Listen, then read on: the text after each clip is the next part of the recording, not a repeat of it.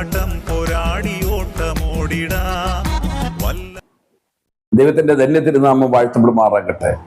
ഈ അനുഗ്രഹിക്കപ്പെട്ട നല്ല സമയത്തിനായി സ്തോത്രം ചെയ്യുന്നു, സ്തുതിക്കുകയാണ്. നിങ്ങളുടെ വിലപ്പെട്ട സമയം, നിങ്ങളുടെ വിലപ്പെട്ട ഹൃദയം ഞാൻ എന്നിലേക്ക് അല്പസമയം സ്വാഗതം ചെയ്യുകയാണ്.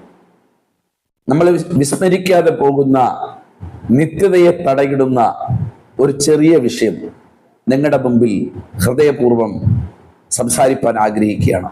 വളരെ പ്രാർത്ഥനയോടുകൂടെ തികഞ്ഞ ദൈവാശ്രയത്തിൽ ഈ ഒരു സന്ദേശം കേട്ടാലും, ആരും നമ്മുടെ വിരുദിനെ തെറ്റിക്കരുത്.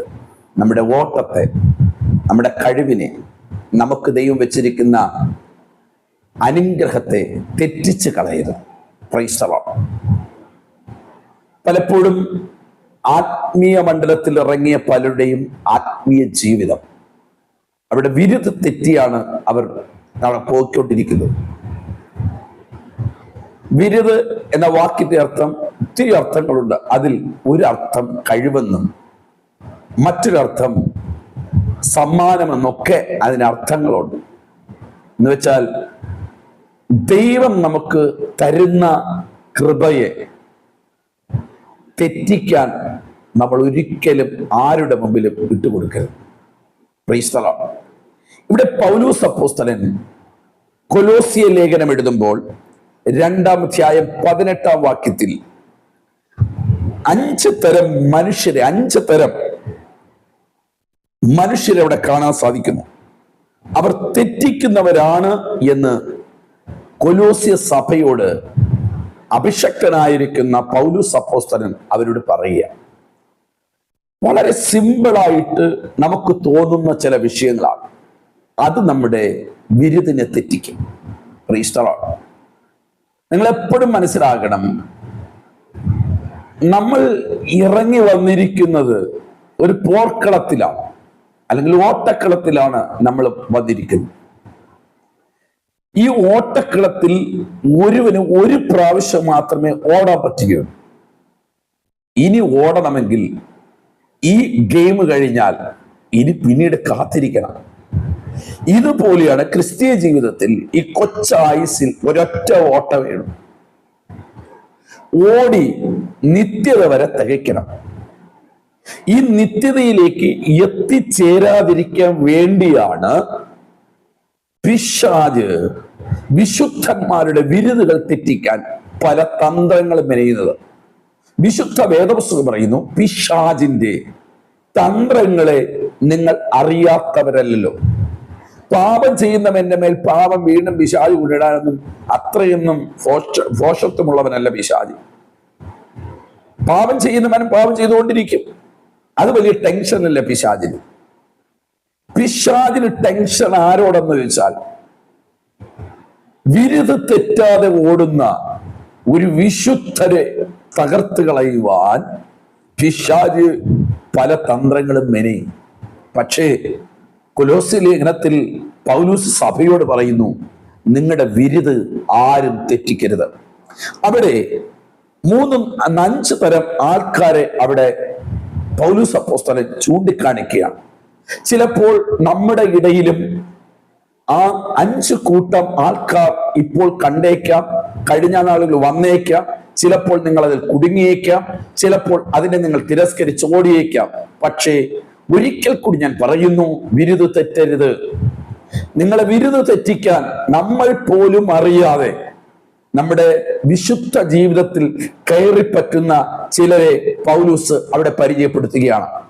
നമുക്ക് ആ ഭാഗത്തിലേക്ക് പോകാം. കൊലോസ്യ ലേഖനം 2-ാം അധ്യായം 18-ാം വാക്യം.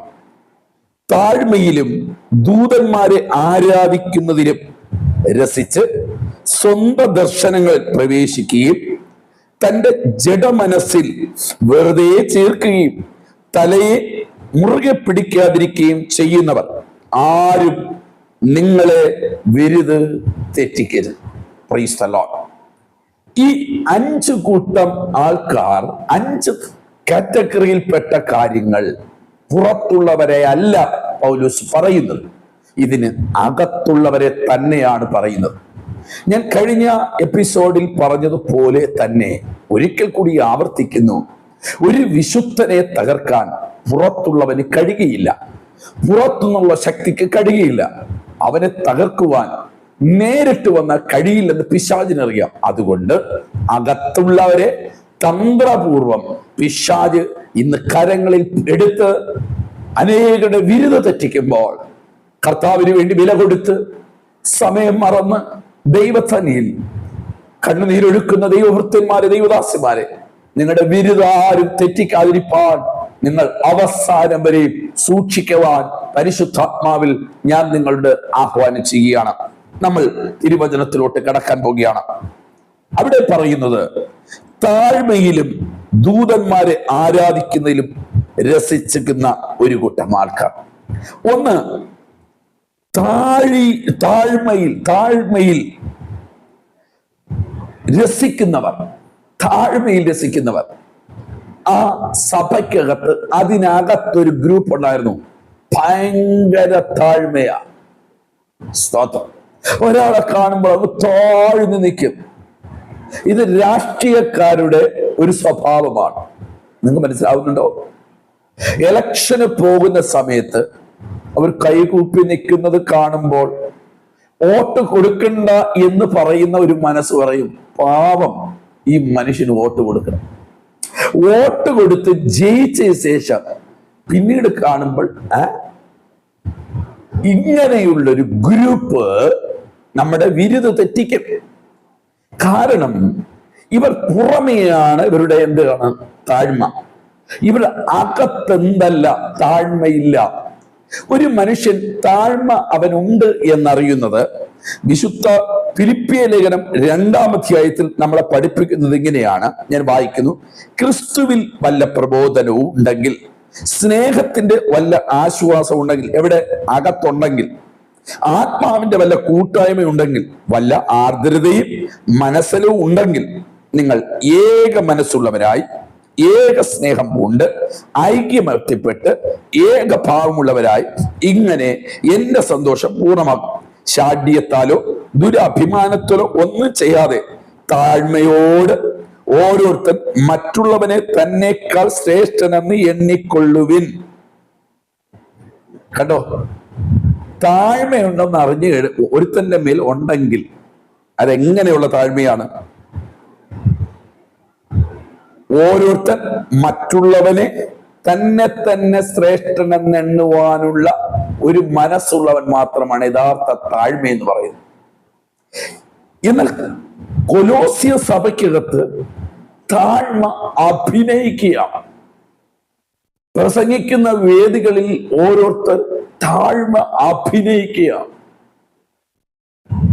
ദാണ്ടെ അദ്ദേഹത്തെ കാണണമെങ്കിൽ താഴോട്ട് ഇറങ്ങണം, സ്റ്റേജ് വിട്ടൊന്ന് ഇറങ്ങണം, അദ്ദേഹത്തിന്റെ താഴ്മയുണ്ടെന്ന് എന്താണ് നമ്മുടെ വെച്ച് കാണാം. ഇങ്ങനെയുള്ളൊരു ഗ്രൂപ്പിൽ നമ്മൾ അകപ്പെട്ടു പോയാൽ വിശുദ്ധ വേദപുസ്തകം പറയുന്നു നമ്മുടെ വിരുദ് തെറ്റിപ്പോകും. പരീശന്റെയും ശാസ്ത്രിമാരുടെയും താഴ്മ ഇതാണ്. എന്നാൽ യേശുവിന്റെ താഴ്മ അങ്ങനെയല്ല. ഓരോരുത്തരും സ്വന്തം ഗുണമല്ല, മറ്റുള്ളവന്റെ ഗുണം കൂടെ തന്നെ നോക്കണം. ഒരു താഴ്മയുള്ളവന്റെ സ്വഭാവങ്ങളാണ് ഫിലിപ്പിയ ലേഖനത്തില് ഇവിടെ വരച്ച് കാട്ടിയിരിക്കുന്നത്. ഇനി അടുത്ത് നോക്കണം. യേശു ദൈവരൂപത്തിലിരിക്കെ ദൈവത്തോടുള്ള സമത്വം മുറുകെ പിടിച്ചുകൊള്ളണം എന്ന് വിചാരിക്കാതെ ദാസരൂപമെടുത്ത് മനുഷ്യ സാദൃശ്യത്തിലായി തന്നെ ഒഴിച്ച് വേഷത്തിൽ മനുഷ്യനായി വിളങ്ങി തന്നെത്താൻ താഴ്ത്തി മരണത്തിലെ ക്രൂശിലെ മരണത്തോളം തന്നെ അനുസരണമുള്ളവനായി തീർന്നു. അതുകൊണ്ട് ദൈവം അവനെ ഏറ്റവും ഉയർത്തി സകല നാമത്തിലും മേലായ നാമം നൽകി. ഇങ്ങനെ യേശുവിന്റെ നാമത്തിൽ സ്വർലോകരുടെയും ഭൂലോകരുടെയും അധോലോകരുടെയും മുഴങ്കാലൊക്കെ മടങ്ങും. മനസ്സിലാവുന്നുണ്ടോ? യേശുവിന്റെ താഴ്മ ഇതാണ്. പക്ഷേ കൊലോസ്യ സഭയുടെ വിശുദ്ധന്മാർ പറയുന്നു, നമ്മുടെ ഇതിനകത്തുണ്ടല്ലോ കുറെ താഴ്മ രസിക്കുന്നവരുണ്ട്, താഴ്മ കളിക്കുന്നവരുണ്ട്, താഴ്മ അഭിനയിക്കുന്നവരുണ്ട്. സ്തോത്രം. താഴ്മ അഭിനയിക്കാനോ രസിക്കാനുള്ളതല്ല, ജീവിതത്തിലേക്ക് കൊണ്ടുവരേണ്ടതാണ്. Price the Lord. ഇവിടെ പൗലൂസ് സഭയോട് പറയും, നിങ്ങളുടെ വിരുദ്ധ തെറ്റിക്കുന്നവർ ഇവരുണ്ട്. ഇത് ഈ സ്വയം താഴ്മ ധരിച്ചുകൊണ്ട് സ്വയം ആയിട്ട് ഞങ്ങൾ ഭയങ്കര താഴ്മയുള്ളവരാണ്. ആ വാക്കൊക്കെ ചിലരൊക്കെ പറയുന്നത് വായിന്ന് ആ ശബ്ദം പോലും കേൾക്കത്തില്ല. അങ്ങോട്ട് മാറണം കേട്ടോ. സ്തോത്രം. നമ്മൾ അങ്ങനെയുള്ളവരുടെ ഇടയിൽ ആയി പോകരുത്. അങ്ങനെയുള്ള ഒരു സ്വഭാവക്കാരുമായി നമ്മൾ ഇഴുകിച്ചേരരുത് എന്ന് വിശുദ്ധ വേദപുസ്തകം പറയുന്നു. താഴ്മയിൽ രസിക്കുന്നവർ, ഭയങ്കര താഴ്മ, അഭിനയിക്കരുത്. നമ്മൾ എത്ര അഭിനയിച്ചാലും അഭിനയം ഒരു ദിവസം ഒറിജിനൽ അത് വെളിപ്പെട്ടു വരുവാനിടയാകും. ഏതേൻ തോട്ടത്തിനകത്ത് അത്തിയില ഉണ്ടാക്കി അവർ അഭിനയിച്ചു. ചില മണിക്കൂറുകൾ കഴിഞ്ഞപ്പോൾ അത്തിയില വാടിപ്പോയി. താഴ്മ വരേണ്ടത് ജീവിതത്തിന്റെ ഹൃദയത്തിന് അകത്തുനിന്നായിരിക്കണം. ഒരുത്തന്റെ ജീവിതത്തിൽ താഴ്മ വരുമ്പോൾ മറ്റൊരുത്തനെ തന്നെക്കാൾ ശ്രേഷ്ഠനെണ്ണാനുള്ള ഒരു കൃപയാണ് താഴ്മ എന്ന് പറയുന്നത്. അതില്ലാത്തതെല്ലാം അഭിനയമാണ്. അതിൻ്റെ കൂടെ നിങ്ങൾ ആരും ചെന്ന് വീണ് കൊടുക്കരുത്. വീണ് പോയാൽ നമ്മുടെ വിരുദ്ധ തെറ്റിപ്പോവാനിടയാകും. സ്തോത്രം. അപ്പോൾ താഴ്മ എന്ന് പറയുന്നത് സ്വന്തം ഗുണമല്ല, മറ്റുള്ളവന്റെ ഗുണം നോക്കുന്നതാണ് താഴ്മ. 2, അവിടെ പറയുന്നു, ഓരോരുത്തരും സ്വന്തം ഗുണമല്ല മറ്റൊരുവിന്റെ ഗുണം നോക്കട്ടെ എന്ന് പറയുമ്പോൾ തന്നെ വീണ്ടും പറയുകയാണ്, ഓരോരുത്തൻ മറ്റുള്ളവനെ തന്നെക്കാൾ ശ്രേഷ്ഠനെന്നെണ്ണണം. ഇതൊക്കെയാണ് താഴ്മ. നമ്മളെ കൊണ്ട് പറ്റുന്നുണ്ടോ? ഇങ്ങനൊരു ഗ്രൂപ്പ് സഭയ്ക്കകത്ത് ഇഴുകിച്ചേർന്നു. ഇവിടെ പുറമേ നോക്കുമ്പോൾ ഭയങ്കരമായ താഴ്മ. അയ്യോ, നമ്മളൊക്കെ പറയും എന്തോ താഴ്മ മനുഷ്യൻ. ആ മനുഷ്യന്റെ ഒറിജിനൽ കാണണമെങ്കിൽ ചില സ്ഥലങ്ങളിൽ എത്തണം. നമ്മൾ അങ്ങനെ ആകരുത്. ആ ഗ്രൂപ്പിൽ വീണ് പോകരുത്. വീണ് പോയാൽ ഒന്ന് പൗലൂസ് പറയുന്നു, നിങ്ങളുടെ വിരുദ്ധ അവർ തെറ്റിക്കും. ഇനി രണ്ടാമതായി പൗലൂസ് പറയുന്നു, ദൂതന്മാരെ ആരാധിക്കുന്നവർ. നമുക്കറിയാം, വിശുദ്ധിയിലും വേർപാടിലും ഇറങ്ങിയവരാരും ദൂതന്മാരെ ആരാധിക്കാറില്ല. ദൂതന്മാരെ ആരാധിക്കുന്ന ഒത്തിരി ക്രൈസ്തവരുണ്ട്. ഞാൻ അങ്ങോട്ട് പോകുന്നില്ല. നമുക്കറിയാം, മിഖായേലിനെ ആരാധിക്കുന്നവർ, ഗബ്രിയേലിനെ ആരാധിക്കുന്നവർ, പുണ്യാളന്മാരെ ആരാധിക്കുന്നവർ. എന്ന വേദപുസ്തക അടിസ്ഥാനത്തിൽ ഏക മധ്യസ്ഥൻ കർത്താവായ യേശു ക്രിസ്തു മാത്രമാണ്. മനസ്സിലായോ? മനുഷ്യരുടെ ഒറ്റ മധ്യസ്ഥനേ ഉള്ളൂ, അത് യേശു ക്രിസ്തു മാത്രം. അത് മാത്രം. Price the Lord. ഹല്ലേലൂയ. നിങ്ങൾ വിശ്വസിച്ചാലും വിശ്വസിച്ചില്ലെങ്കിലും വേദപുസ്തകം പറയുന്നു, ഏക മധ്യസ്ഥൻ കർത്താവായ യേശു ക്രിസ്തു മാത്രമാണ്. മിഖായേലിനോടോ ഗബ്രിയേലിനോടോ മറ്റുള്ള പുണ്യാളന്മാരോടോ വിശുദ്ധന്മാരോടോ നിങ്ങൾ അപേക്ഷിച്ചാൽ അപേക്ഷ കേൾക്കുമെന്ന് നിങ്ങൾ ചിന്തിക്കരുത്. വിശുദ്ധ വേദപുസ്തകം പറയുന്നു. എന്ന് വെച്ചാൽ ഓട്ടക്കളത്തിൽ ഓടുന്നവന്റെ ട്രാക്കായിരിക്കുന്ന, നിത്യതയിലെത്തിക്കുന്ന ട്രാക്കായിരിക്കുന്ന വിശുദ്ധ വേദപുസ്തകം പറയുന്നു, ഒറ്റ വഴി യേശു ക്രിസ്തു, ഒറ്റ മധ്യസ്ഥൻ യേശു ക്രിസ്തു, ഒറ്റ രക്ഷ യേശു ക്രിസ്തു, ഏകരക്ഷിതാവ് യേശു ക്രിസ്തു. അതിനപ്പുറം ഇപ്പുറമോ അപ്പുറമോ ഇല്ല എന്ന് വിശുദ്ധ വേദപുസ്തകം പറയുന്നു. ഈ സന്ദേശം കേൾക്കുന്ന ആരെങ്കിലും ദൂതന്മാരെ ആരാധിക്കുന്നവർ, വിശുദ്ധന്മാരെ ആരാധിക്കുന്നവരുണ്ടെങ്കിൽ പ്ലീസ്, അത് തെറ്റാണ്. നിങ്ങൾ വേദപുസ്തകം വായിക്കണം. വിശുദ്ധ വേദപുസ്തകം പറയുന്നു, ആകാശത്തിന്റെ കീഴിൽ മനുഷ്യന് നൽകപ്പെട്ട ഒരൊറ്റ നാമമേ ഉള്ളൂ, അത് യേശുവിന്റെ നാമം മാത്രം. ആ നാമത്തിൽ വിശ്വസിക്കുന്നവന് രക്ഷ ഉണ്ട് എന്ന് വിശുദ്ധ വേദപുസ്തകം പഠിപ്പിക്കുകയാണ്. എന്നാൽ വിശുദ്ധന്മാരുടെ ഇടയിൽ ദൂതന്മാരെ ആരാധിക്കുന്നവരുണ്ട്. അപ്പോൾ നിങ്ങൾ ചോദിക്കും, അതെങ്ങനെ ഉപദേശിക്കും? പറയാം. ഈ ദൂതൻ എന്ന വാക്കിന്റെ അർത്ഥം ദൂതുവാഹി എന്നാണ്. അപ്പോൾ നമ്മുടെ ഇടയിലും ദൂതുമായി വരുന്നവരെ നമ്മൾ ദൂതുവാഹികൾ എന്ന് പറയാറില്ലേ? എന്ന് വെച്ചാൽ ദൈവഭൃത്യന്മാർ, ചില ശുശ്രൂഷകൾ ചെയ്യുന്നവർ, ഇവരെ ആരാധിക്കുന്നവർ പലരും ഇപ്പോഴുണ്ട്, ഇല്ലേ? അതുകൊണ്ട് പൗലൂസ് കൊലോസ്യ സഭയോട് പറഞ്ഞു, ഒന്ന്, നിങ്ങൾ താഴ്മ അഭിനയിക്കുന്നവരുടെ കൂടെ ചെന്നാൽ നിങ്ങളുടെ വിരുദ്ധ തെറ്റും. നിങ്ങൾ മറ്റുള്ളവരെ നിങ്ങളെക്കാൾ ശ്രേഷ്ഠരെന്നെണ്ണാൻ നിങ്ങൾ പഠിച്ചിട്ടുണ്ട്. നിങ്ങൾ അങ്ങനെ തന്നെ നിൽക്കണം. സ്തോത്രം. ഹല്ലേലൂയ. മനസ്സിലാവണം. 2 പറഞ്ഞു, ദൂതുവാഹികളെ ആരാധിക്കുന്നവർ. ഇന്ന് ഉപദേശിമാരെയാണ് ആരാധന. നിങ്ങളൊന്ന് ചിന്തിക്കണമേ. ഞാൻ വളരെ സാവധാനം ഈ സന്ദേശം നിങ്ങളുടെ ഉള്ളിലേക്ക് നൽകും. ദൈവത്തിന്റെ ദൂതനോട് വിഘടിക്കാനൊന്നും പാടില്ല. ദൈവദാസന്മാരോ ദൈവ വചനവുമായി വരുന്ന അവരോട് വിഘടിക്കാൻ പാടില്ല. ദൈവം ദൂതനോട് മർദ്ദലിക്കാൻ പാടില്ല. അത് ദൈവത്തിന്റെ വ്യവസ്ഥയാണ്. പക്ഷേ ദൂതുവാഹിയെ ആരാധിക്കാൻ പറ്റത്തില്ല. ചിലരൊക്കെ പറഞ്ഞു ഓടുന്നുണ്ട്, അയ്യോ ഇന്ന ദൈവദാസനാണ് ഇന്ന് ആ മീറ്റിംഗിൽ സംബന്ധിക്കുന്നത്, ഇന്ന് ജോലിയൊക്കെ നേരത്തെ തീർക്കണം, നേരത്തെ പോകണം. എന്താ ആരെ ആരാധിക്കുന്നത്? ദൂതുവാഹിയെ. ഇന്നത്തെ ആത്മീയ ലോകം മുഴുവനും ദൂതുവാഹികളെ ആരാധിക്കുന്നു. എന്ന് വെച്ചാൽ ദൂതന്മാരെ ആരാധിക്കുന്നു, ദൈവത്തെ ആരാധിക്കുന്നില്ല. അവരുടെ ഗ്രൂപ്പിൽ നമ്മളും അകപ്പെട്ടു പോയാൽ നമ്മുടെ വിരുദ്ധ തെറ്റും. ഹല്ലേലൂയ. ഞാൻ പറയുന്നതിന്റെ അർത്ഥം മനസ്സിലായോ? അതുകൊണ്ടല്ലേ പ്രിയമുള്ളവരെ, പണ്ടത്തെ നമ്മുടെ 25 വർഷങ്ങൾക്ക് മുമ്പുള്ള ആത്മീയ ലോകത്ത് നിങ്ങൾ പഠിച്ചാൽ, അന്ന് കൺവെൻഷൻ സുവിശേഷ മഹായോഗം രോഗശാന്തി ശുശ്രൂഷ, സ്ഥലം ഇന്നടത്ത്, സമയം ഇങ്ങനെ, ഇത്ര സമയം, ഏവർക്കും സ്വാഗതം, ഇത്രയേ വെക്കാറുള്ളൂ. ആ ചർച്ചിന്റെ പേരും കൂടെ വെക്കും. ഇന്ന് നോക്കണം, ഞാനൊരു തെറ്റ് ആയിട്ട് നിങ്ങൾ കാണരുത്. ദൈവം ഓരോരുത്തർക്ക് കൊടുത്ത കൃപയാണ്. അത് ഓക്കെ, അങ്ങനെ ചെയ്തോട്ടെ.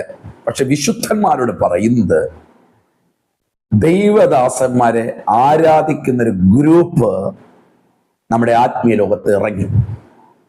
ഇത് വന്നതോടുകൂടെ ആത്മീയ ലോകം വിരുദ്ധ തെറ്റി ഓടുകയാണ്. സ്തോത്രം. ദൈവദാസന്മാരെ കണ്ട് അനുകരിച്ച് അവര് പറയുന്നത് പോലെ അതേ ശൈലിയിൽ പറഞ്ഞ്, ഇതൊക്കെ ദൈവദൂതന്മാര്, ഒരു ദൈവം ആക്കിയിരിക്കുന്ന ദൂതുവാഹികളാണ്. അവരുടെ ജോലി ചെയ്യുക, അവര് പോകുക, ഇത്രയേ അവർക്ക് ജോലിയുള്ളൂ. പക്ഷേ ഇന്ന് ഇവരെ ആരാധിക്കുന്ന എന്ന് വെച്ചാൽ ദൈവദാസന്മാർക്ക് ആരാധിക്കുക എന്ന് വെച്ചാൽ കുറച്ചും കൂടെ എക്സ്പ്ലെയിൻ ചെയ്ത് പറഞ്ഞാലേ മനസ്സിലാകുള്ളൂ. ഇന്ന് സിനിമാ നടന്മാരുടെ ഫാൻസ് അറിയാമല്ലോ, ഫാൻസ്. ഇതുപോലെയാണ് ഇന്നത്തെ കൺവെൻഷൻ സ്റ്റേജുകളുടെ കൺവെൻഷനെല്ലാം ഫാൻസ് ആയി പോയി. സ്തോത്രം. അതിന്റെ അടിയിൽ താമസിക്കാതെ വരും, ഞങ്ങൾ ഇന്ന ആളുടെ ഫാൻസാണ്. നിങ്ങൾ നോക്കിക്കോളെ, കർത്താവിന്റെ വരവ് താമസമെങ്കിൽ ഉപദേശിമാരുടെ ഫോട്ടോയും കൊടുത്ത് അടിയിൽ ഇന്ന ഫാൻസ് അസോസിയേഷൻ എന്നുള്ള ഒരു സമയം താമസിക്കാതെ വരാൻ പോവുകയാണ്. ഹല്ലേലൂയ. ആ ഉപദേശി വരുന്നിടത്ത് ലക്ഷക്കണക്കിന് ജനം വരും. എന്നാൽ സത്യവചനം വ്യക്തമായി പറയുന്ന ദൈവദാസന്മാർ വരുന്നിടത്ത് അവിടെ ആൾക്കാർ, കാരണം ശവമുള്ളിടത്ത് കഴുകന്മാർ കൂട്ടമിടും. ജഡത്തെ സന്തോഷിപ്പിക്കുന്ന, ജഡത്തെ ബലപ്പെടുത്തുന്ന, ജഡത്തെ സുഖിപ്പിക്കുന്ന ഇടങ്ങളിൽ ജനം അത് കൂടും. പക്ഷേ ആത്മാവിന്റെ മനുഷ്യനെ നിത്യതയിലേക്ക് എത്തിക്കുവാൻ സന്ദേശങ്ങളെടുത്ത് ചിലപ്പോൾ ആൾ കുറഞ്ഞെന്ന് വരാം. അതുകൊണ്ട് ദൈവദാസന്മാരെ, നിങ്ങളുടെ കൺവെൻഷനിൽ ദൈവത്തിന്റെ ദൂതന്മാരെ ആരാധിക്കുന്നവരെ വിളിക്കരുത് എന്ന് താഴ്മയായി ഒരു ദൈവദാസൻ എന്നുള്ള രീതിയിൽ ഞാൻ ഈ സമയത്ത് അറിയിക്കുകയാണ്. ഞാൻ വെറുതെ പറയുന്നതല്ല കേട്ടോ, നിങ്ങളുടെ കണ്ണാലെ നിങ്ങൾ കാണുകയാണ്. പക്ഷെ നിങ്ങൾ ഗ്രഹിക്കണം, നമ്മൾ അവരുടെ ഇടയിൽ ചെന്ന് വീണു പോകരുത്, നമ്മുടെ വിരുദ്ധ തെറ്റും. ഞാൻ ചോദിക്കട്ടെ, ഞാൻ ഇഷ്ടപ്പെടുന്ന ഒരു ദൈവദാസൻ, അതാരോ ആകട്ടെ, ഞാൻ ആരെയും അങ്ങനെ പ്രത്യേകിച്ച് ഇഷ്ടപ്പെടാറില്ല. എനിക്ക് എൻ്റെ ദൈവത്തെ മാത്രമാണ് ഇഷ്ടം. ആര് സത്യവചനം പറയുന്നോ ആ വചനത്തിന് മുമ്പിൽ മണിക്കൂറുകൾ ഇരിക്കുകയും പ്രാർത്ഥിക്കുകയും ഏറ്റെടുക്കുകയും ചെയ്യാൻ ആഗ്രഹിക്കുന്ന ഒരു ദൈവദാസനാണ്. എനിക്ക് പ്രത്യേക ദൈവദാസന്മാരുടെ യാതൊരു പട്ടികയും ഇല്ല. എങ്കിലും ഞാൻ ഒരു വാക്ക് പറഞ്ഞോട്ടെ, ഞാൻ ഇഷ്ടപ്പെടുന്ന ഒരു ദൈവദാസൻ, ആ വ്യക്തിയെ എൻ്റെ ഫാൻസായി ഞാൻ എൻ്റെ ഹൃദയത്തിൽ കൊണ്ട്, എന്ന് വെച്ചാൽ ആരാധിക്കാൻ തുടങ്ങി. ഫാൻസ് ആരാധന അല്ലേ, ആരാധിക്കാൻ തുടങ്ങി. പക്ഷെ അദ്ദേഹം കുറച്ചു നാൾ കഴിഞ്ഞപ്പോൾ ആത്മീയത്തിൽ നിന്ന് വീണുപോയി. ഞാൻ ആ സമയത്ത് എന്ത് പറയും? എൻ്റെ ആത്മീയത എവിടെ ആയിപ്പോ? അതുകൊണ്ടാണ് വിശുദ്ധ വേദപുസ്തകം പറയുന്നു, നിങ്ങളുടെ വിരുദ്ധ തെറ്റിക്കരുത്. നിങ്ങളുടെ വിരുദ്ധ ആരെങ്കിലും നിങ്ങളുടെ ഹൃദയത്തിനകത്ത് ഈ ദൂതന്മാർ എന്ന് വെച്ചാൽ ദൂതുവാഹികളായിരിക്കുന്ന ദൈവദാസന്മാരെ നിങ്ങൾ വലിയ സംഭവമായിട്ട് കാണുന്നെങ്കിൽ, നിങ്ങൾ ഫാൻസ് ആയിട്ട് കാണുന്നെങ്കിൽ, നിങ്ങൾ അവരെ ആരാധിക്കുന്നവരാണെങ്കിൽ, ഇന്ന് ദൈവത്തോട് ഏറ്റു പറഞ്ഞ് നിങ്ങൾ അതിനെ ഉപേക്ഷിക്കുക. നിങ്ങളുടെ വിരുദ്ധ തെറ്റും എന്ന മുന്നറിയിപ്പ് പരിശുദ്ധാത്മാവ് നിങ്ങൾക്ക് ദൈവം നൽകുകയാണ്. നിങ്ങൾ ഏറ്റെടുക്കുക. അത് നിങ്ങളുടെ പോർക്കളമേടിൽ അല്ലെങ്കിൽ ഓട്ടക്കളത്തിൽ നിങ്ങൾക്ക് ലക്ഷ്യത്തിലെത്തുവാൻ അത് കാരണമായി തീരുമെന്ന് പരിശുദ്ധാത്മാവ് ഈ ദൂത് കൈമാറുകയാണ്. സ്തോത്രം. ഒരു ഫാൻസിന്റെ അടുക്കൽ പോകണ്ട കേട്ടോ. ചിലർക്ക് ഉണ്ടല്ലോ, ഒരു തലവേദന വന്നാൽ മതി, അയ്യോ പാസ്റ്റർ. എന്തിനാ പ്രിയമുള്ളവരെ, നമ്മളൊക്കെ ഇത്രയും ആത്മീയ മണ്ഡലത്തിൽ, ഇത്രയും വചനത്തിൽ ഉറച്ചിട്ടും ഇന്നും നമ്മുടെ ആരാധന മൂർത്തി നമ്മുടെ ദൈവദാസന്മാർ ആയിക്കൊണ്ടിരിക്കുന്നു. നിങ്ങൾ നിർത്തണമേ. ഇവിടെ വിശുദ്ധ വേദപുസ്തകം പറയുന്നു, ദൂതന്മാരെ ആരാധിക്കുന്നവർ. ഇനി മൂന്നാമത്തെ ഗ്രൂപ്പ് അതിനകത്തുണ്ടായിരുന്നു, സ്വന്തം ദർശനങ്ങളിൽ പ്രവേശിച്ചവരെ. ഇവിടെ പറയുന്നത് ഇങ്ങനെയാണ്, സ്വന്തം ദർശനങ്ങളിൽ പ്രവേശിക്കുകയും. അപ്പോൾ സ്വന്തമായി ദർശനം, സത്യത്തിൽ അവർക്ക് ദർശനമില്ല എങ്കിലും സ്വന്തം ദർശനം. പഴയ നിമിത്തിൽ പറയുന്നു, സമാധാനം സമാധാനം എന്ന് പറഞ്ഞ് തന്റെ ജനത്തെ കബളിപ്പിക്കുന്നവർ, പറ്റിക്കുന്നവർ. സത്യം പറഞ്ഞാൽ അവർ നാശത്തിലോട്ട് പോകാൻ പോവുകയാണ്. സ്തോത്രം. ഒരിക്കൽ ഇരമ്യാ പ്രവചിച്ചു, നീ യുദ്ധത്തിന് പോകും, നീ തിരിച്ചു വരത്തില്ല. കൂടെ നിന്ന പശൂർ പുരോഹിതനും ബാക്കിയുള്ളവരൊക്കെ എന്ത് ചെയ്തു? പ്രവചിച്ചു, അയ്യോ രാജാവേ, പോയിട്ട് സന്തോഷത്തോടെ തിരിച്ചു വരും. എല്ലാവരും പ്രവചിച്ചു തിരിച്ചു വരും. പക്ഷേ ഇരമ്യാ പറഞ്ഞു, നീ മരിക്കുമെന്ന് പറഞ്ഞു. സംഭവം എന്തെന്നറിയണ്ടേ? എല്ലാവരും കൂടെ പുള്ളിയെ പിടിച്ച് അടിച്ച് കെട്ടിയിട്ടു. പക്ഷെ സംഭവം എന്താണ്? പിന്നത്തേതിൽ അങ്ങനെ തന്നെ ഇരമ്യാ പറഞ്ഞത് അതുപോലെ സംഭവിച്ചു. പറഞ്ഞതിന്റെ അർത്ഥം നിങ്ങൾ മനസ്സിലാക്കണം. സ്വന്തം ദർശനം പ്രവചിക്കുന്നവർ, ഹല്ലേലൂയ, സ്വന്തം ദർശനങ്ങൾ പ്രവചിച്ചുകൊണ്ട് നടക്കുക. സ്വന്തമായിട്ട് ദർശനം. ഒരാളുടെ മുഖം കണ്ടാൽ മതി, ആ ബ്രദറെ തീരെ വയ്യല്ലേ, മുഖസ്തുതി പറയുന്നവർ. നിങ്ങൾ നോക്കണം, ഇരമ്യാ പ്രവാചകന്റെ 23-25 പറഞ്ഞു, ഞാൻ സ്വപ്നം കണ്ടു എന്ന് പറഞ്ഞ് എന്റെ നാമത്തിൽ ഭോഷ്ക് പ്രവചിക്കുന്ന പ്രവാചകന്മാരുടെ വാക്ക് ഞാൻ കേട്ടിരിക്കുന്നു. കണ്ടോ? സ്വപ്നം കണ്ടു, ദർശനം കണ്ടു, പ്രവചനം കണ്ടു. ചിലർക്ക് കണ്ണടച്ചാൽ മതി, പരിശുദ്ധാത്മാവ് വന്നു. ഇന്നലെ വരെ പാവം ചെയ്തുകൊണ്ട് നടന്നവനാ, കണ്ണടച്ചാൽ മതി, ദർശനം കാണുകയാണ്. ഇത്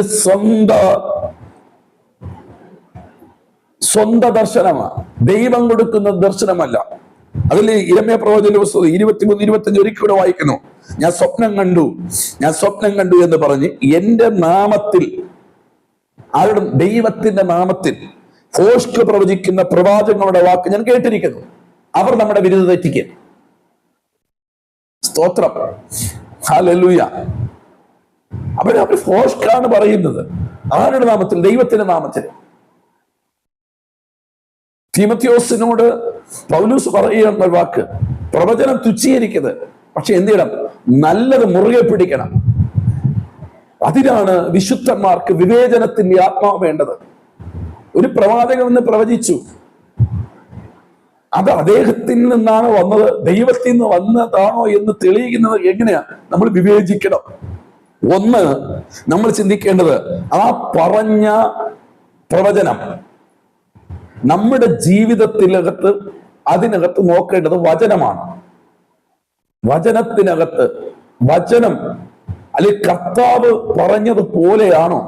എന്റെ മാനസാന്തരത്തിന് വേണ്ടിയുള്ളതാണോ? എന്റെ രക്ഷയ്ക്ക് വേണ്ടിയുള്ളതാണോ? എന്റെ നിത്യതയ്ക്ക് അടുപ്പിക്കേണ്ടതാണോ എന്നൊരു ചിന്ത നമുക്കുണ്ടാകണം. ഇത് കേൾക്കാൻ ആളില്ല.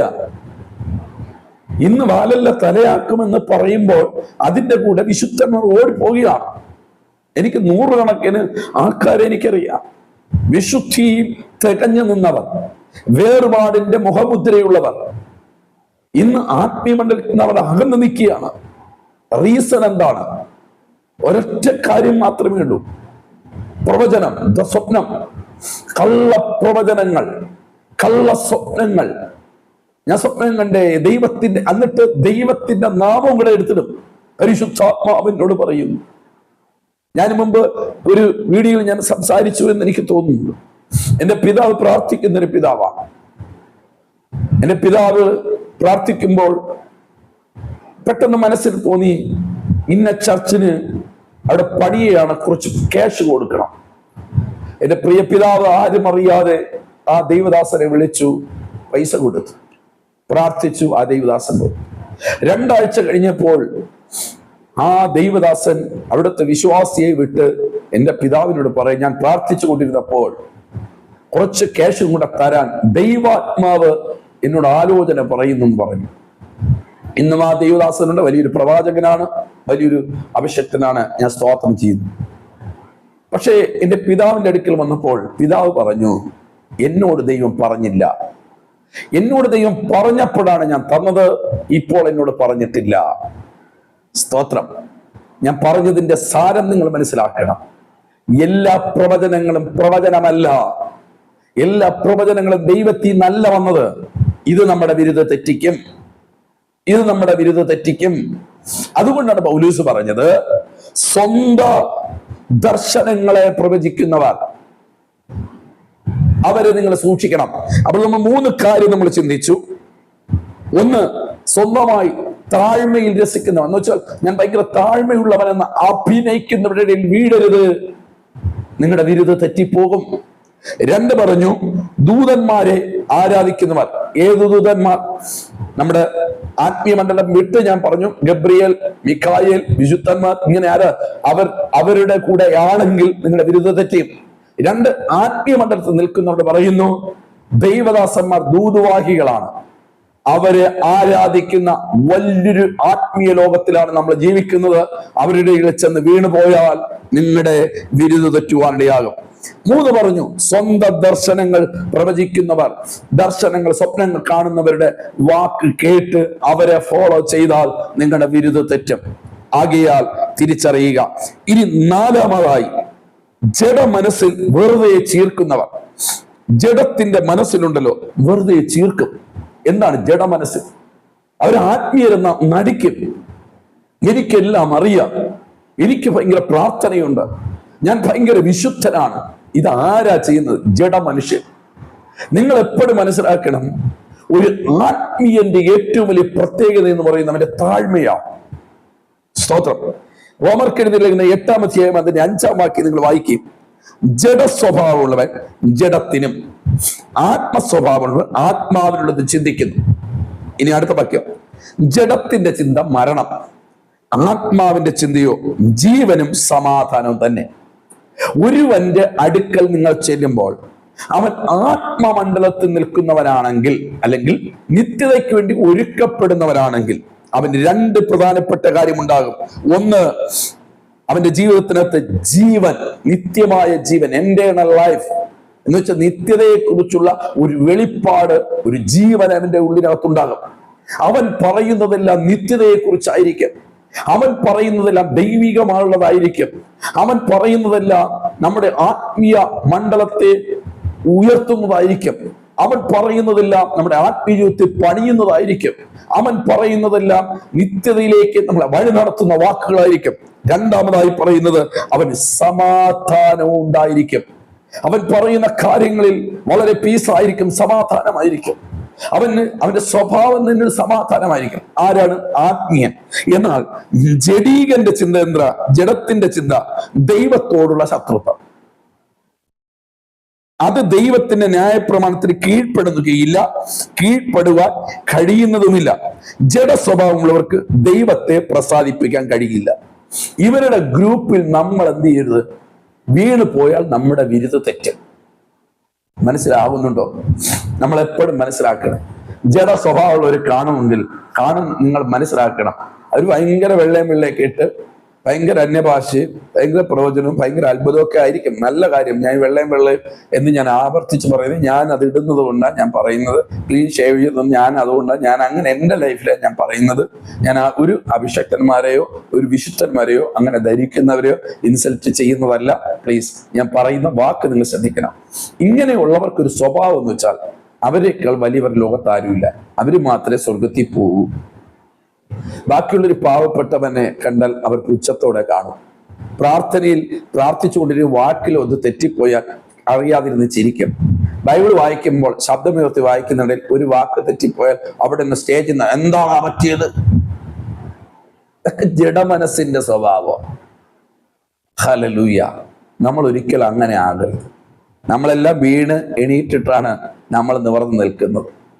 ഉപദേശിമാരോട് ഞാൻ പ്രത്യേകിച്ച് പറയുന്നു, ഉപദേശിമാർക്ക് ഇഷ്ടപ്പെട്ടത് ഇഷ്ടപ്പെട്ടില്ലെങ്കിലും സ്റ്റേജിൽ കയറുമ്പോൾ നമ്മൾ എന്തോ സംഭവമാണ്, അവിടെ ഇരിക്കുന്നവരെല്ലാം ഭിക്ഷക്കാരെന്നുള്ള സ്വഭാവം നമ്മൾ മാറ്റിയാൽ വരുന്ന തലമുറയുടെ മുമ്പിൽ തിത്യതയോട് നേരോടെ നമുക്ക് സന്തോഷത്തോടെ ശുശ്രൂഷിക്കാൻ പറ്റും. ഇല്ല, ഹല്ലേലൂയ. അവരുടെ മുമ്പിൽ ഹീറോ ആകാൻ നോക്കരുത്. വിശുദ്ധ വേദപുസ്തകം നമ്മൾ വിളിച്ചിരിക്കുന്നത് ദൂതനായിട്ടൊക്കെ തന്നെയാണ്, സേവകാത്മാവായിട്ട് തന്നെയാണ്. മറ്റുള്ളവരെ സംരക്ഷിക്കേണ്ട കടമയാണ്. ഒരുത്തൻ തെറ്റ് പറഞ്ഞാൽ അതിനായിട്ട് അവഹേളിക്കാൻ, സ്റ്റേജിൽ നിന്ന് അവഹേളിക്കേണ്ട സ്വഭാവം നമുക്കില്ല. ദൈവദാസന്മാരെ, ഈ നാവെടുത്ത് സംസാരിപ്പാൻ ഒരു കാലഘട്ടം നമുക്കൊന്നും യോഗ്യതയില്ലായിരുന്നു. യോഗ്യത ഇല്ലാത്തടത്തുനിന്നാണ് ദൈവം നമ്മളിവിടെ കൊണ്ടുവന്നത്. അതുകൊണ്ട് അവിടെ ഇരിക്കുന്നവരെല്ലാം വെറും താഴ്ന്ന ആൾക്കാരോ ഒന്നും അറിയാത്തവരല്ല. ഞാൻ എപ്പോഴും പറയാറുള്ള പോലെ ഉപദേശിമാരോട് ഈ വിശ്വാസികൾ ഒരൊറ്റ ചോദ്യം ചോദിച്ചാൽ ഉപദേശി മയക്ക് വെച്ചിട്ട് താഴെ ഇറങ്ങി വിശ്വാസികളും പിന്നിരിക്കേണ്ടി വരും. അതുകൊണ്ട് ദയവ് ചെയ്ത് ഞാൻ പറയുന്നു, നമുക്ക് തന്ന ശുശ്രൂഷയെ ജഡപ്രകാരമല്ല, ആത്മമണ്ഡലത്തിൽ നിന്ന് ചെയ്യണം. താഴ്മയോടുകൂടെ, വിനയത്തോടുകൂടെ. ഞാൻ നിൽക്കുന്ന സ്ഥലം വിശുദ്ധ ഭൂമിയാണ്. ഞാൻ നിൽക്കുന്ന ദൈവ സാന്നിധ്യത്തിന്റെ നടുവിലാണ്. ദൈവം എൻ്റെ ആദരത്തെ തൊട്ടാൽ മാത്രമേ എനിക്ക് നിൽക്കാൻ പറ്റൂ എന്നുള്ള ആ ബോധത്തോടെ നിന്ന് ശുശ്രൂഷിക്കണമെന്ന് അഭിഷക്തദാസന്മാരോട് ഈ എളിയൊരു ദൈവദാസൻ ഒരു അപേക്ഷ നൽകുകയാണ്. സ്വീകരിച്ചാൽ അത് അനുഗ്രഹമായിരിക്കും. അപ്പോൾ ജഡത്തിന് ചൂടുപിടിച്ച് പറയുന്നു, ഈ ജഡം മനസ്സിന് ചൂടുപിടിക്കും. അവിടെ പൗലോസ് പറയുന്നു കേട്ടോ, ജഡ മനസ്സിന് വെറുതെ ചീർക്കും. അവർക്ക് ഭയങ്കര അറിവ് ചീർക്കും. ചിലരൊക്കെ പുസ്തകങ്ങളൊക്കെ വായിച്ച് തലയ്ക്കകത്ത് മുഴുവനും ജഡത്തിന്റെ കാര്യം പറഞ്ഞുകൊണ്ട് അങ്ങ് നിൽക്കുക. ഭയങ്കര തർക്കങ്ങളും വാദങ്ങളും. എന്തിനാ യേശു നമ്മളെ അയച്ചത്? എന്തിനാ? ചെന്നായ്ക്കളുടെ നടുവിൽ കുഞ്ഞാടുകളെ പോലെ ദൈവം അയച്ചിരിക്കുക. നമ്മളോട് ദൈവം പറഞ്ഞില്ലേ, ഈ ലോകം ചെന്നായ്ക്കളുടെ നടുവിൽ, ഇതിന്റെ ഇടയിൽ കൂടെ കുറച്ച് ആടുകളായി ദൈവം നടത്തുന്നത്. നമ്മൾ ബുദ്ധിയുള്ളവരായിരിക്കണം, വിശുദ്ധന്മാരായിരിക്കണം. ഹല്ലേലൂയ. നമ്മൾ അവരുടെ മുമ്പിൽ തിയോളജി പറയാനോ തർക്കിക്കാനോ വാദിക്കാനോ, ഒരു വലിയ പ്രസ്ഥാനത്തിന്റെ യുവജന പ്രസ്ഥാനം, കഴിഞ്ഞ ദിവസം വെള്ളാപ്പള്ളി നടേശൻ സാറ് എന്തോ അവിവേകം പറഞ്ഞു. പുള്ളിയുടെ അനാത്മീയനായതുകൊണ്ട് ജഡ മനസ്സിനകത്ത് ചൂട് പിടിച്ച് പുള്ളി പറഞ്ഞു പെന്തക്കോസ്തുകാരെ, ക്രിസ്ത്യാനികളെ അവഗണിച്ചു പറഞ്ഞു. അതുകൊണ്ട് നമ്മുടെ ആത്മീയ ലോകത്തിലെ ഏറ്റവും വലിയ ഒരു പ്രസ്ഥാനത്തിന്റെ യൂത്ത് ഒരു മാസികയിൽ എഴുതിയിരിക്കുന്ന ഞാൻ കണ്ടു. നമുക്കതിനെ പ്രതികരിക്കണം. എന്താ, എവിടത്തെ നിയമമാ? അദ്ദേഹത്തോട് പ്രതികരിച്ചിട്ട് എന്തിനാന്ന്? അദ്ദേഹത്തിന്റെ മേൽ വ്യാപരിക്കുന്ന ശക്തിയോടല്ലേ നമുക്ക് പോരാട്ടമുള്ളത്. ഇത് തിരിച്ചറിയാൻ കഴിയാത്ത നേതാക്കന്മാർ, സഭ ഇടയന്മാർ നമ്മുടെ ആത്മീയ ലോകത്ത് നിറഞ്ഞുകൊണ്ടിരിക്കുമ്പോൾ, ജഡത്തിന് ചൂടുപിടിച്ച ഒരു പറ്റം ആത്മലോകത്ത് നിറഞ്ഞുകൊണ്ടിരിക്കുമ്പോൾ, പരിശുദ്ധാത്മാവ് നമ്മളോട് പറയുന്നു, ഇതിന്റെ നടുവിൽ നമ്മുടെ വിരുത് തെറ്റരുത്. ഹല്ലേലൂയ. ഇതൊക്കെ കാണും കേട്ടോ. പക്ഷേ വിരുദ്ധ ഇനി അഞ്ചാമത്തെ ഗ്രൂപ്പ് ആ സഭയ്ക്കകത്തുണ്ടായിരുന്നു. തലയെ മുറുകെ പിടിക്കാതിരിക്കുന്ന ഒരു ഗ്രൂപ്പുകാര്. അവിടെ പറയുന്നത് ഇങ്ങനെയാണ്, തലയെ മുറുകെ പിടിക്കാതെയും ചെയ്യുന്നവൻ. കണ്ടോ, തല ഏതാണ്? ക്രിസ്തു. കൊരിന്ത്യർക്ക് എഴുതിയ ലേഖനത്തില് വളരെ വ്യക്തമായി അവിടെ പറയുന്നത്, 1 കൊരിന്ത്യർ 11:7, എന്നാൽ ഏത് പുരുഷന്റെ തല? ക്രിസ്തു. കണ്ടോ, ക്രിസ്തു. സ്ത്രീയുടെ തല പുരുഷൻ, ക്രിസ്തുവിന്റെ തല ദൈവം എന്ന് നിങ്ങൾ അറിയണമെന്ന് ഞാൻ ആഗ്രഹിക്കുന്നു. അപ്പോൾ സഭയുടെ തലയെന്ന് പറയുന്നത് ക്രിസ്തുവാണ്. ക്രിസ്തു ഇല്ലാത്ത സഭ, ക്രിസ്തു ഇല്ലാത്ത ക്രിസ്ത്യാനിത്വം, തലയില്ലാത്ത ഉടല്. സ്തോത്രം. ഇതിന്റെ കൂടെ നിങ്ങൾ കുരുങ്ങിപ്പോയാൽ നിങ്ങളുടെ വിരുദ് തെറ്റും. ഞാൻ നേരത്തെ പറഞ്ഞില്ലേ, ഇന്ന് യേശുവിന് ഒരിടത്തും സ്ഥാനമില്ല. ചർച്ചുകളിൽ യേശു അല്ല. ചർച്ചുകളിൽ ഇന്ന് ദൈവത്തിന്റെ ദൂതുമായി വരുന്നവർക്കാണ് പ്രാധാന്യം. ചർച്ചിനാണ് പ്രാധാന്യം, പ്രസ്ഥാനങ്ങൾക്കാണ് പ്രാധാന്യം. എന്നുവെച്ചാൽ തല പലയിടത്തും ഇല്ല. ഉടല് കിടന്ന് കയ്യും കാലും ഇട്ട് അടിക്കുകയാണ്. നിങ്ങൾ അതിന്റെ ഇടയിലോട്ട് പോയി കഴിഞ്ഞാൽ നമ്മുടെ വിരുദ് തെറ്റും. കേട്ടോ, കൊലോസ്യ ലേഖനത്തിൽ 5 കാര്യങ്ങൾ പൗലോസ് അപ്പോസ്തലൻ കൊലോസ്യർ 2:18 കൂടി നമ്മളെ പറഞ്ഞു. 1, താഴ്മയിൽ രസിക്കുന്ന ഒരു ഗ്രൂപ്പ്, അഭിനയം. 2ാമതായി പറഞ്ഞു, ദൂതന്മാരെ ആരാധിക്കുന്ന അടുത്ത ഗ്രൂപ്പ്. ഇനി 3ാമതൊരു ഗ്രൂപ്പ് പറഞ്ഞു, സ്വന്തം ദർശനങ്ങളിൽ പ്രവേശിച്ച് ഹല്ലേലൂയ. അതും ഇതും പ്രവചിച്ച് സ്വപ്നം കണ്ടു, ദർശനം കണ്ടു എന്ന് ദൈവത്തിന്റെ നാമത്തിൽ പറയുന്നവർ. ഇനി നാലാമതൊരു ഗ്രൂപ്പ്, ജഡമനസ്സിൽ വെറുതെ ചീർക്കുന്നവർ, അറിവിൽ നടക്കുന്നവർ, തത്വജ്ഞാനത്തിൽ നടക്കുന്നവർ, ജഡീക കാര്യങ്ങളിൽ ഭയങ്കര പ്രശംസിക്കുന്നവർ. പരീക്ഷന്മാരും ശാസ്ത്രന്മാരും അങ്ങനെ തന്നെയാണ്. ഒരു ജഡത്തിൽ ഭയങ്കര പ്രശംസ. അവരിടുന്ന വസ്ത്രത്തിൽ, അവരിടുന്ന കുപ്പായത്തിൽ, അവർ കഴിക്കുന്ന ആഹാരത്തിൽ, അവരുടെ ഉപവാസത്തിൽ, അവരുടെ ദശാംശത്തിൽ അഹങ്കരിച്ച് ജഡത്തിൽ പറഞ്ഞുകൊണ്ട് നടക്കുന്നവർ അവരുടെ ഇടയിൽ ഉണ്ടായിരുന്നു. അഞ്ചാമതായി, തലയാകുന്ന ക്രിസ്തുവിനെ സഭയ്ക്കകത്തുനിന്നും മാറ്റിയിട്ട് പ്രവർത്തിക്കുന്നവർ. ഈ 5 ഗ്രൂപ്പുകളുടെ ഇടയിൽ കൂടെ നമ്മുടെ ആത്മീയ ജീവിതം കൊണ്ടുപോയാൽ നമ്മുടെ വിരുദ്ധ തെറ്റുവാനിടയാകും. ആകയാൽ എൻ്റെ പ്രിയ സഹോദരി സഹോദരങ്ങളെ, നിങ്ങളുടെയും എൻ്റെ ജീവിതത്തിനകത്ത് ഇതിലേതിലെങ്കിലും നമ്മൾ കുരുങ്ങിപ്പോയിട്ടുണ്ടെങ്കിൽ നിങ്ങൾ ഇന്ന് ദൈവത്തോട് ഏറ്റു പറയണം. കർത്താവിന്റെ സന്നിധിയിൽ കരഞ്ഞു പറയണം, കർത്താവേ, എൻ്റെ വിരുദ്ധ തെറ്റരുത്, എൻ്റെ ലക്ഷ്യം തെറ്റരുത്, എന്നെ ഏൽപ്പിച്ച ശുശ്രൂഷ അവസാനത്തോളം എനിക്ക് മുറുകെ പിടിച്ച് നിൽക്കണം കർത്താവേ. ഹല്ലേലൂയ. ദൈവസന്നിധിയിൽ പ്രാർത്ഥിക്കാമോ? ദൈവത്തോടൊന്ന് കരയാമോ? കർത്താവേ, ഞാൻ എവിടെയെങ്കിലും വീണ് പോയിട്ടുണ്ടെങ്കിൽ കർത്താവേ, ഞാൻ തിരിച്ച് കയറി വരുന്നു എന്നിന്ന് ഈ പകൽക്കാലം ദൈവത്തോട് പ്രാർത്ഥിക്കാൻ നിങ്ങൾക്ക് കഴിയുമെങ്കിൽ പരിശുദ്ധാത്മാവ് നിങ്ങളെ ഇന്ന് സ്പർശിക്കാൻ പോവുകയാണ്. ദൂതന്മാരെ ആരാധിക്കാൻ നിൽക്കരുത്. എന്ന് വെച്ചാൽ ദൂതുവാഹിയായിരിക്കുന്ന ദൈവദാസന്മാർ നമുക്കാരുമല്ല, അവർ ദൈവം അയക്കുന്ന ദൂതന്മാരാണ്. അവരുടെ ജോലി ചെയ്യുന്നു, അവർ പോകുന്നു. അവർ ഇന്ന് ഇവിടെ നിൽക്കുന്നു, നാളെ വേറൊരിടത്ത് ദൈവം അയക്കുന്നു.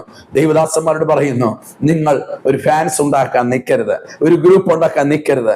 കൊലോസ്യ സഭയ്ക്കകത്ത് ഇതൊക്കെ ഉണ്ടായിരുന്നു. ദൂതന്മാരെ ആരാധിക്കുന്നവർ, ഹല്ലേലൂയ, സ്വന്തം ജഡത്തിന് ചൂടുപിടിച്ച് ഹല്ലേലൂയ ചീർത്തുകൊണ്ട് നടക്കുന്നവർ, എന്ന് വെച്ചാൽ പുറമെയുള്ള കാര്യങ്ങൾ, ജഡത്തിന്റെ കാര്യങ്ങൾ, വസ്ത്രത്തിൽ, ആഹാരത്തിൽ, ഉപവാസത്തില്, പുറമേയുള്ള വിഷയങ്ങളിൽ ഭയങ്കര കാര്യങ്ങൾ പ്രമാണം കാണിക്കുന്നവർ. എന്നാൽ ആത്മമണ്ഡലത്തിൽ അവരൊന്നുമില്ല. നിത്യതയെ നോക്കിയാൽ അതിനെക്കുറിച്ച് ഒരു അറിവുമില്ല, യേശുവുമായുള്ള ഒരു ബന്ധമില്ല.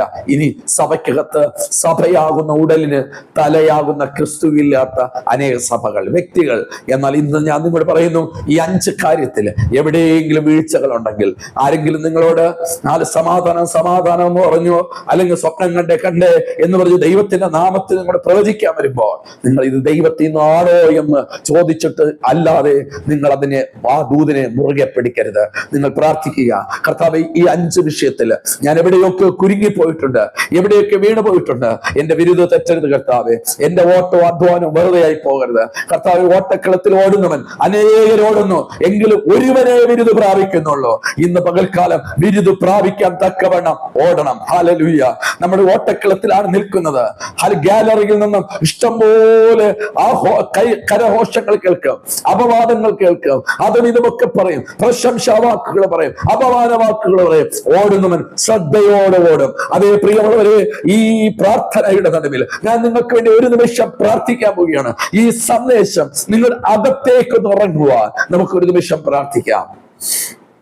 കർത്താവേ, സ്വർഗീയ നല്ല പിതാവേ, ഈ ഓട്ടക്കളം ഈ ലോകമാണെങ്കിൽ ട്രാക്ക് ദൈവവചനമാണ്. ഗാലറിയിൽ ഇരിക്കുന്ന ജനം ജാതികളാണ്. അവർ ഞങ്ങളെ അപമാനിക്കും, ഞങ്ങളെ പ്രശംസിക്കും, ഞങ്ങൾ കയ്യടി തരും, ഞങ്ങൾ കൂകൽ വിളി നടക്കും. പക്ഷേ ഞങ്ങളുടെ സ്വർഗീയ വിളിക്ക് ഓഹരിക്കാരായ ഞങ്ങൾ കർത്താവ് ക്രിസ്തുവിനെ ശ്രദ്ധിച്ചു ഓടുവാൻ, ക്രിസ്തുവിനെ ഫോളോ ചെയ്തു പോകുവാൻ കർത്താവ് ഞങ്ങളെ സഹായിക്കണം. ഞങ്ങളുടെ കഷ്ടതകൾ, വേദനകൾ ഈ പോർക്കളത്തിലുണ്ട്. എന്നാൽ പൗലോസ് അപ്പോസ്തലൻ കൊലോസ്യർ 2:18 ഞങ്ങളോട് പറഞ്ഞു, 5 ഗ്രൂപ്പുകാർ. ഈ 5 ഗ്രൂപ്പിൽ പെട്ടവരാരെങ്കിലും ഇതിനകത്തുണ്ടെങ്കിൽ യേശുപ്പച്ച, അവർ ഇതൊരു തർക്കവാദമായി നോക്കാതെ ദൈവം എന്നോട് സംസാരിച്ചതെന്ന് പറഞ്ഞ് ആ ട്രാക്കിലേക്ക് വീണ്ടും കാല് വെച്ച് ഓടുവാൻ അവരെ ഒരുക്കണമെന്ന് പ്രാർത്ഥിക്കുന്നു. കർത്താവേ, ഞങ്ങൾ ഇവിടത്തെ അടിമകളല്ല, ഞങ്ങൾ അവിടത്തെ അടിമകളാണ്. കർത്താവേ, ഇവിടെ ഞങ്ങൾക്കൊന്നുമില്ല, ഞങ്ങൾക്ക് അവിടെ മാത്രമാണുള്ളത്. ഞങ്ങളുടെ കർത്താവ് നിത്യതയിലാണ് നിൽക്കുന്നത്. ഞങ്ങളുടെ വീട് സ്വർഗത്തിലാണ്. ഞങ്ങളുടെ ആത്മമണവാളനെ ഞങ്ങളെ കൊണ്ടുപോകേണ്ട സ്ഥലം അവിടെയാണ്. ഇവിടെ ഇരുന്നു കൊണ്ട് അവിടത്തേക്ക് ഒരുങ്ങുവാൻ ഞങ്ങൾ ഒരിക്കൽ കൂടി ഒരുക്കണമെന്ന് പ്രാർത്ഥിക്കുന്നു. ആരെങ്കിലും നിത്യതയുടെ വെളിപ്പാട് വിട്ട് ഈ 5 കാര്യത്തിൽ കുരുങ്ങിക്കിടക്കുന്നെങ്കിൽ യേശുവിന്റെ നാമത്തിൽ അവരുടെ ഹൃദയം ഇപ്പോൾ ഓപ്പണായി ഞാൻ പ്രാർത്ഥിക്കുകയാണ്. ആത്മക്കണ്ണുകൾ തുറന്നു വരാൻ ഞാൻ പ്രാർത്ഥിക്കുകയാണ്. പരിശുദ്ധാത്മ അങ്ങനെ ചെയ്യുന്നതിനായി സ്തോത്രം. കൃപ കൊണ്ട് മൂടുന്നതിനായി സ്തോത്രം. മഹത്വം വെളിപ്പെടുന്നതിനായി സ്തോത്രം. യേശു ക്രിസ്തുവിൻ ധന്യമുള്ള നാമത്തിൽ തന്നെ ആമേൻ, ആമേൻ, ആമേൻ. എന്റെ പ്രിയ സഹോദരി സഹോദരങ്ങളെ, മനുഷ്യരെ നോക്കരുത്, ബിരുദ തെറ്റിപ്പോകും. ലോകത്തിന്റെ ആത്മീയ ലോകത്തിന്റെ ഇന്നത്തെ സിസ്റ്റം നോക്കരുത്, നിങ്ങളുടെ ബിരുദ തെറ്റിപ്പോകും. എന്നാൽ നമുക്കൊരു ട്രാക്ക് തന്നിട്ടുണ്ട്, അത് ദൈവത്തിന്റെ വചനം. ആരെ നോക്കി ഓടണം? യേശുവിനെ മാത്രം നോക്കി ഓടുവാൻ പരിശുദ്ധാത്മാവ് നിങ്ങളെ സഹായിക്കുമാറാകട്ടെ. ഈ സന്ദേശം നിങ്ങളുടെ ജീവിതത്തിൽ ഒരു ചെറിയ മാറ്റം, ചലനം സംഭവിച്ചിട്ടുണ്ടെങ്കിൽ നിങ്ങൾ നിങ്ങളുടെ സ്നേഹിതർക്കും നിങ്ങളുടെ വാട്സപ്പ് ഗ്രൂപ്പുകളിലും ഷെയർ ചെയ്യാൻ ഒരിക്കലും മടിക്കരുത്. ഒരാളും കൂടെ ആ ബിരുദിലേക്ക് കയറുവാൻ നിങ്ങൾ കൂടെ അത് കാരണമായി തീരും. ദൈവം ധന്യമായി അനുഗ്രഹിക്കുമാറാകട്ടെ. കർത്താവിന്റെ 2ാമത്തെ മടങ്ങി വരവ് താമസിച്ചാൽ വീണ്ടും മറ്റൊരു വിഷയവുമായി വീണ്ടും കാണാം. അതുവരെയും ക്രിസ്തുവിൽ നമ്മളെ ഒരുമിച്ച് ദൈവം അനുഗ്രഹിക്കട്ടെ. ആമേൻ, ആമേൻ.